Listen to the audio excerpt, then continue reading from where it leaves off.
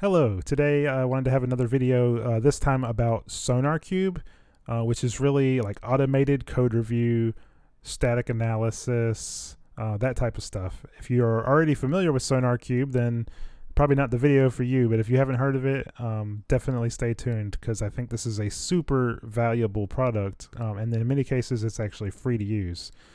So it can look for a lot of things from bugs to security vulnerabilities, code smells, technical debt. It can help with like coverage and duplication. So there's a lot of like cool, benefits of using software like this. Obviously, there's plenty of other options for this type of thing out there, but this is just the one that I have the most experience with and that I prefer. And so that's why I'm talking about this one. You can see there's a free community edition. There's also a place called SonarCloud.io where you can have your open source projects set up for free. So if you've got an open source project like I do in this case for my personal website, it's a great way to get this static analysis and automated like code review stuff for free. So definitely check out SonarCloud.io. Now here's my project for my personal website, jneil.com. You can see on the dashboard here that we've got things like bugs, vulnerabilities, security hotspots, technical debt, code smells, code coverage, and duplication. This is just a small subset of the like capabilities and measurements and metrics that are available. Probably the most important ones, of course. You can also see this like highlighted area, which is new code, and it's configurable. What you want new code to be like. Is it the last 2 weeks, the last month? I've set mine for 30 days, but this is cool because it helps you enforce new code quality gates rather than just quality gates for your whole application. So what I mean by that is, let's say you have a legacy application with like 50% unit test code coverage, but you want to try to increase that over time. You can enforce like 80% code coverage on new code, and that'll slowly help raise that 50% up. So it can be super valuable to have these types of numbers available. So that's it for that. Let's jump into some of the like measurements and metrics that are available in here, and I'll go through these tabs real quick just to show you the kind of data that's available, and then we'll look at a different project that has like more problems than mine so that we can get a little bit more context into what this all means. So you've just got things like releasability is just your quality gate, status. Reliability is things like bugs. Security will show your vulnerabilities. Security review is security hotspots. Maintainability is going to be things like technical debt and code smells. Coverage, pretty obvious, shows you all your coverage information. Duplication shows you that. You've got statistics on the size of your application, the amount of code and the amount of lines that you have. Complexity, your cyclomatic complexity and cognitive complexity, and then your issues, which is a kind of group of things like code smells, bugs that all go into issues. And you can set up quality gates on all of these things. So if you look at my project, you'll see this perfection quality gate, and this defines like what passes my quality gate, which basically it has to be perfect. Like there can't be any debt, there can't be any decrease in coverage below 100%, things like that. There can't be any duplicate blocks added. So I've just created this perfection quality gate just to make sure that I pass my quality gate at all times. Now, I pass my quality gate. Does that mean that there's no bugs in my project? There's no security hotspots, no code smells, no tech debt? No, that doesn't mean that the project itself is actually perfect, right? Like it's just static analysis, and any automated like code review tool is not going to be perfect.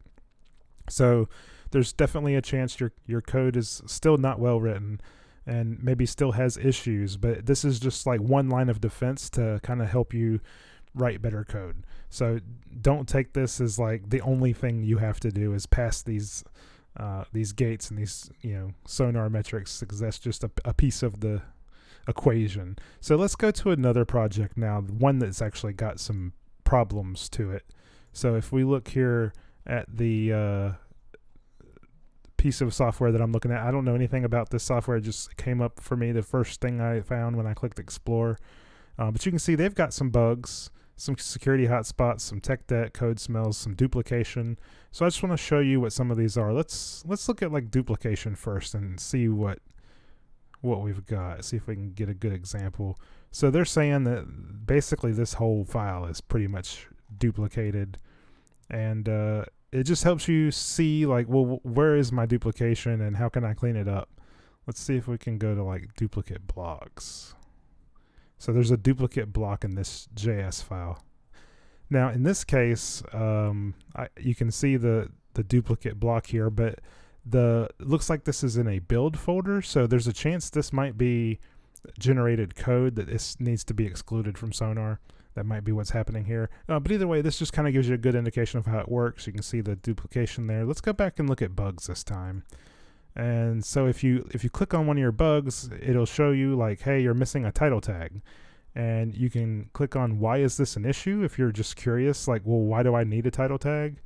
And it'll tell you like why it's important and why you need one. So, you know, you can kind of understand and get better at writing better code by knowing like, oh, I need a title tag, or you might have like accessibility, you know, attributes that need to be put on things, or like you're using a B tag instead of a strong tag. So it'll explain all of the reasons and all of the problems. So it can be just helpful for helping you get better over time as you learn like what good code is. Also, these rules, if you don't agree with them, like that's fine. You can change the profiles. There's default profiles for each language, like TypeScript has its own quality profile that defines, you know, what passes the gate and what doesn't, what's considered a code smell and what's not. So you can make those changes if you want to, but you don't necessarily have to make any changes if you're happy with the rules that come built into SonarQube.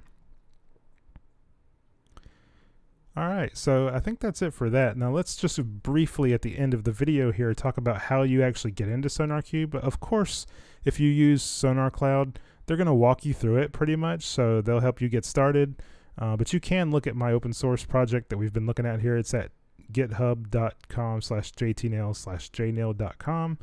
And then you can see in my Circle CI config, if you happen to use Circle CI or any other like CI/CD pipeline that uses Docker, you would be able to essentially copy and paste my implementation for the most part.